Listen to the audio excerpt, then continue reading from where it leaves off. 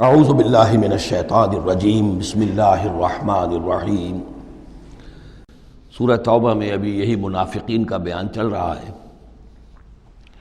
اور جب کوئی صورت نازل ہوتی ہے کہ ایمان لاؤ اللہ پر اور جہاد کرو اس کے رسول کے ساتھ مل کر، استأذنک اولو الطول منہم، تو ان میں سے جو مقدرت والے ہیں، دولت والے ہیں، وسائل رکھنے والے ہیں، وہ بھی آپ سے آ کر رخصت مانگتے ہیں۔ وقالوا ذرنا نکن مع القاعدین، اور کہتے ہیں کہ ہمیں چھوڑ دیجئے، رہنے دیجئے، ایگزمپٹ کر دیجئے، ہم یہیں بیٹھ رہنے والوں میں شامل ہو جائیں۔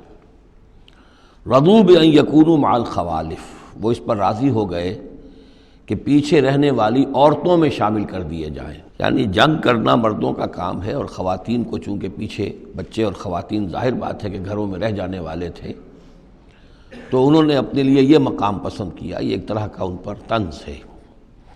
رضوا بان یکونوا مع الخوالف وطبع علی قلوبہم فہم لا یفقہون، تو ان کے دلوں پر مہر کر دی گئی اور اب وہ سمجھ نہیں سکتے۔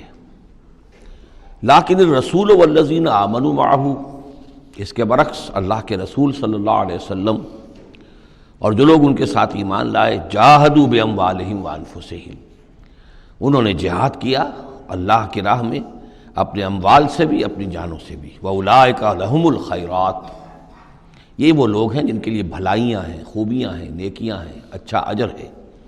وَأُولَٰئِکَ هُمُ الْمُفْلِحُونَ، اور یقیناً یہی لوگ ہیں فلاح پانے والے، آخری منزل مراد کو پا لینے والے۔ فلاح کے لفظ پر انشاءاللہ تفصیلی گفتگو جو ہے وہ سورہ مومنون کے شروع میں ہوگی۔ یہ ایک بڑی اہم اصطلاح ہے قرآن کی، میں نے اب تک اس کا ترجمہ بس اسی طریقے سے اسی لفظ کے ساتھ کیا ہے۔ اعد اللہ لہم جنات تجری من تحتہا الانہار خالدین فیہا، اللہ تعالیٰ نے ان کے لیے ان باغات کو تیار کیا ہے جن کے دامن میں یا جن کے نیچے ندیاں بہتی ہوں گی، جن میں وہ ہمیشہ ہمیش رہیں گے۔ ذالک الفوز العظیم، اور یہ بہت بڑی کامیابی ہے۔ وجاء المعذرون من الاعراب لیؤذن لہم، اور آئے آپ کے پاس بہانے بنانے والے بدو بھی، مدینے کے لوگوں کا تذکرہ ہو رہا تھا، اب ظاہر بات ہے یہ نفیر عام تھی، اعلان عام تھا، تو اب جو بھی آس پاس تھے، جو دیہات میں رہنے والے مسلمان تھے، ان پر بھی یہ حکم جو ہے عائد تھا، تو اب ان میں سے بھی لوگ آئے اور رخصت طلب کرنے لگے۔ جاء المعذرون من الاعراب، اعراب اعرابیون کی جمع ہے، وہ جو لوگ بادیہ نشین بدو، لیؤذن لہم، کہ انہیں بھی اجازت دے دی جائے، انہیں بھی رخصت دے دی جائے۔ وقعد الذین کذبوا اللہ ورسولہ، اور بیٹھ رہے وہ لوگ جنہوں نے کہ جھوٹ کہا تھا اللہ سے اور اس کے رسول سے، وعدے جو کیے تھے وہ جھوٹ نکلے، یا یہ کہ جو عذر ان کر رہے وہ جھوٹا ہے۔ سیصیب الذین کفروا منہم عذاب علیم، ان قریب ان میں سے جو لوگ کفر پر اڑ جائیں گے، یا جو لوگ فی الواقع کفر کی حد کو پہنچ گئے ہیں، ان کے لیے دردناک عذاب ہے۔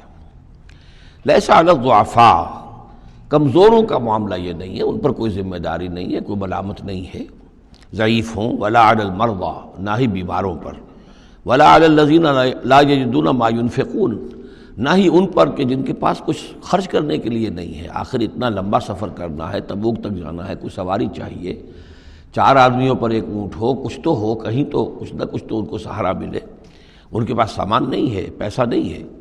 لا یجدون ما ينفقون، تو جو لوگ اپنے پاس کوئی اس کی مقدرت نہیں رکھتے اور ساز و سامان نہیں رکھتے، تو ان پر حرج نہیں ہے۔ لیس علی الضعفاء حرج، یہ لیسا کے بعد جو ہے حرج یہاں آیا ہے، ان پر کوئی گناہ نہیں ہے، کوئی الزام نہیں ہے، کوئی ملامت نہیں ہے۔ اذا نصحوا للہ ورسولہ، جب کہ اللہ اور اس کے رسول کے ساتھ مخلص ہوں، دل میں اخلاص ہے، لیکن یہ کہ مجبوری فی الواقع ہے، کوئی ضعیف ہے، بہت بوڑھا ہے، کوئی بیمار ہے، کوئی بالکل یعنی بغیر کسی وسائل کے ہے۔ ما علی المحسنین من سبیل، ایسے جو محسن لوگ ہیں، جو جن کا دین جو ہے وہ یعنی درجہ احسان کو پہنچا ہوا ہو، ان کے لیے کوئی ملامت نہیں، ان کے اوپر کوئی گرفت نہیں۔ واللہ غفور الرحیم، اور اللہ غفور الرحیم ہے۔ ولا علی الذین اذا ما اتوک لتحملہم، اور نہ ہی ان پر کوئی الزام ہے یا ان پر کوئی گناہ ہے کہ جو آئے آپ کے پاس، جب آئے کہ آپ ان کے لیے سواری کا انتظام کر دیں، لتحملہم، قلتا، تو اے نبی آپ نے فرمایا، لا اجد ما احملکم علیہ، نہیں میرے پاس بھی کوئی سواری کا بندوبست نہیں ہے، میں نہیں پاتا کوئی چیز جس پر کہ آپ کو سوار کر سکوں۔ تولوا تو مجبوراً وہ لوٹ گئے، وَأَعْيُنُهُمْ تَفِيضُ مِنَ الدَّمْعِ اور ان کے آنکھوں سے آنسو جاری تھے، حزناً اس حزن کی وجہ سے، اس رنج اور غم کی وجہ سے، اللہ یجدوا ما ينفقون کہ ان کے پاس نہیں ہے جسے وہ خود خرچ کر سکیں اور اپنے لیے کسی سواری کا بندوبست کر سکیں۔ ایک طرف یہ جذبہ ہے، چاہتے ہیں، جانا چاہتے ہیں، لیکن مجبوری ہے، اس مجبوری کی بنا پر بھی اگر وہ رک رہے ہیں تو ان کو صدمہ ہے، افسوس ہے، رو رہے ہیں۔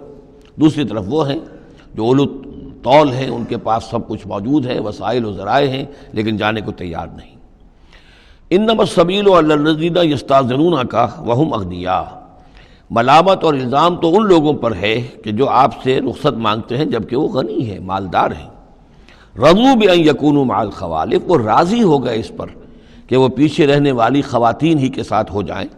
وطبع اللہ علی قلوبہم، اللہ نے ان کے دلوں پر مہر کر دی، فہم لا یعلمون، اور اب وہ صحیح علم سے بے بہرہ ہو چکے ہیں۔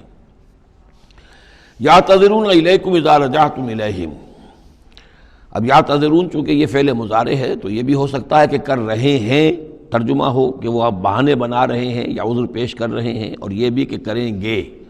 تو اس اعتبار سے یہ آیات یہ بھی ممکن ہے کہ اثناء سفر میں، واپسی کا جو سفر ہے تبوک سے، اس میں نازل ہوئی ہوں، اور یہاں پھر ہم مستقبل کے حوالے سے اس کا ترجمہ کریں گے، اور یہ بھی ہو سکتا ہے کہ مدینے واپس تشریف لانے کے بعد یہ آیات نازل ہوئی ہوں، تو اب حال میں اس کا ترجمہ ہوگا۔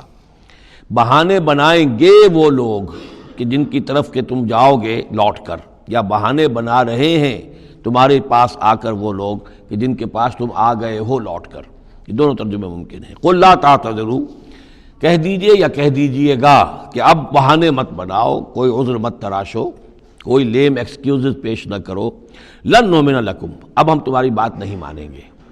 قد نبأنا اللہ من اخبارکم، اللہ تعالیٰ نے ہمیں تمہاری خبروں سے پورے طور پر مطلع کر دیا ہے۔ پہلے تو معاملہ یہ تھا تبوک پر جانے سے قبل حضور کا معاملہ کہ وہ اپنی شرافت اور اپنی مروت کے اندر جس نے آ کر جو بات کہی تسلیم کر لی۔ اب چونکہ اس دوران میں یہ ساری آیات اتر چکی ہیں اور اللہ تعالیٰ نے جو کچھ ان کے اندر تھا چھپا ہوا وہ بھی کھول کر بیان کر دیا ہے، تو کہہ دیا گیا کہ اب آپ ڈنکے کی چوٹ کہہ دیجئے، لن نؤمن لکم، اب ہم تمہاری بات نہیں مانیں گے۔ قد نبأنا اللہ من اخبارکم، اللہ تعالیٰ نے تمہاری اخبار پر، تمہاری خبروں پر، تمہاری کیفیات پر ہمیں مطلع کر دیا ہے۔ وَسَيَرَ اللَّهُ عَمَلَكُمْ وَرَسُولُهُ، اب عنقریب مستقبل میں اللہ تعالیٰ تمہارے عمل کو دیکھے گا اور اس کا رسول بھی دیکھیں گے صلی اللہ علیہ وسلم، یعنی آئندہ اب تمہارا کیا ایٹیچیوڈ رہتا ہے۔ ثُمَّ تُرَدُّونَ إِلَىٰ عَالِمِ الْغَيْبِ وَالشَّهَادَةِ، پھر تمہیں لوٹا دیا جائے گا اس ہستی کی طرف جو کھلے اور چھپے کی جاننے والی ہے۔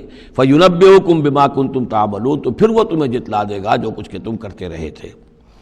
سَيَحْلِفُونَ بِاللَّهِ لَكُمْ إِذَا انقلبتم، یہ یقیناً قسمیں کھا کھا کر، حلف اٹھا کر اللہ کا کہیں گے جب کہ تم ان کی طرف لوٹ جاؤ گے یا آ گئے ہو، الیہم لتعرضوا عنہم، تاکہ آپ اعراض کریں، تاکہ مسلمانوں ان کو چھوڑ دیں، ان سے کوئی باس پرس نہ کریں، انہیں کوئی صدا نہ دیں، اعراض کریں۔ فاعرضوا عنہم، ٹھیک ہے ان سے اعراض کرو، ان سے آپ توجہ جو ہے پھیر لیجئے۔ انہم رجس، یقیناً یہ لوگ ناپاک ہیں۔ ومأواہم جہنم، اور ان کا ٹھکانہ آگ ہے۔ جزاء بما کانوا یکسبون، بدلہ اس کا جو یہ کمائی انہوں نے کی ہے۔ یحلفون لکم لترضوا عنہم، یہ جو قسمیں کھا رہے ہیں مسلمانوں تمہارے پاس آ کر، اس لیے تاکہ تمہیں راضی کر لیں، تم ان سے راضی ہو جاؤ۔ اس لیے کہ ظاہر بات ہے کہ ایک معاشرہ تھا، مدینے میں رہتے تھے، ان کے بھائی بند تھے، ان کے دوست تھے، احباب تھے، اوس اور خزرج کے اندر رشتہ داریاں تھیں، تو اب بالکل آؤٹ کاسٹ ہو جانا معاشرے میں، تو ظاہر بات ہے کہ وہ پھر کوشش کرتے تھے کہ سارے مسلمان ہم سے بدظن نہ ہو جائیں، سب لوگ جو ہیں بدگمان ہو جائیں، تو ہم تو آؤٹ کاسٹ ہو جائیں گے، گویا کہ معاشرے میں اچھوت ہو جائیں گے۔ تو وہ آ کے لوگوں سے ملاقاتیں کر کر کے پھر ان کو بتاتے تھے کہ نہیں، ہمارا تو یہ عذر تھا، یہ مجبوری تھی، ہماری نیتوں پر شک نہ کرو۔ یحلفون لکم لترضوا عنہم، اے مسلمانوں یہ تمہارے سامنے قسمیں کھا کھا کر اپنے خلوص کا جو اطمینان تمہیں کرانا چاہ رہے ہیں، وہ اس لیے کہ تم ان سے راضی ہو جاؤ۔ فَإِن تَرْضَوْا عَنْهُمْ فَإِنَّ اللَّهَ لَا يَرْضَىٰ عَنِ الْقَوْمِ الْفَاسِقِينَ، تو اگر تم ان سے راضی ہو بھی گئے تو اللہ تعالیٰ ان نافرمانوں سے راضی ہونے والا نہیں ہے۔ صدق اللہ العظیم۔